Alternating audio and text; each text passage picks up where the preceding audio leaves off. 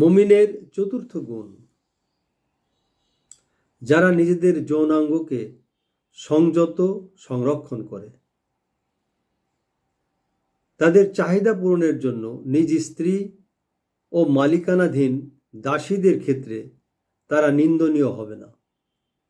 বর্তমানে চাহিদা পূরণের ক্ষেত্রে কেবল স্ত্রী রয়ে গেছে, কারণ অধিকারভুক্ত যুদ্ধবন্দিনী বা কৃতদাসীর অস্তিত্ব বর্তমানে বিলুপ্ত। তবে এছাড়া অন্য কোনো কিছু কামনা করলে তারাই হবে সীমা লঙ্ঘনকারী। নিজ লজ্জাস্থানের হেফাজত করে। নিজের চাহিদা পূরণের জন্য সে কোনো অবৈধ পন্থা অবলম্বন করে না। মহান আল্লাহ বলেন, মুমিনদের বলো তারা যেন তাদের দৃষ্টি অবনত রাখে এবং তাদের যৌনাঙ্গ হেফাজত করে। এটাই তাদের জন্য খুব পবিত্রতা আছে। তারা যা কিছু করে আল্লাহ সে সম্পর্কে পরিপূর্ণ অবগত।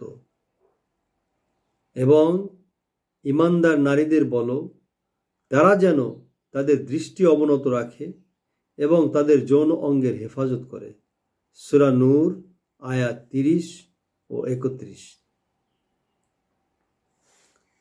মুমিনের পঞ্চম গুণ, যারা তাদের আমানত রক্ষা করে। মুমিন আমানতের হেফাজত করে। আমানতের হেফাজত ইসলামের একটি গুরুত্বপূর্ণ বিধান।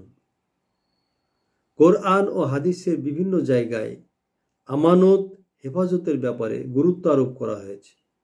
আল্লাহ তাআলা বলেন, নিশ্চয় আল্লাহ তোমাদের আদেশ করেছেন যে তোমরা আমানত তার হকদারকে আদায় করে দেবে। সূরা নিসা আয়াত 58 নম্বর। মুমিনের ষষ্ঠ গুণ, প্রতিশ্রুতি বা অঙ্গীকার রক্ষা করা সম্পর্কে হুঁশিয়ার থাকা। অঙ্গীকার পূর্ণ করা।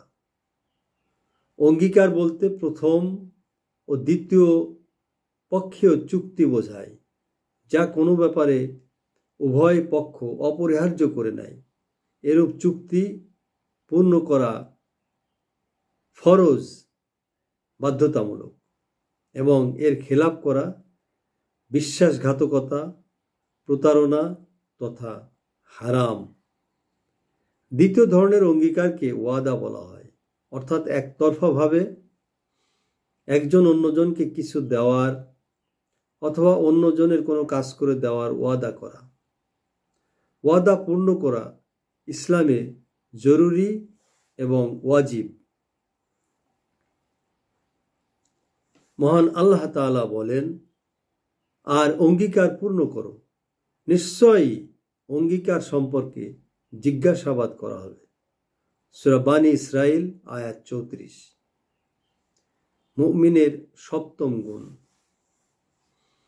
এবং যারা নিজেদের নামাজের পরিপূর্ণ রক্ষণাবেক্ষণ করে। নামাজের রক্ষণাবেক্ষণ করে কথাটা ব্যাপক।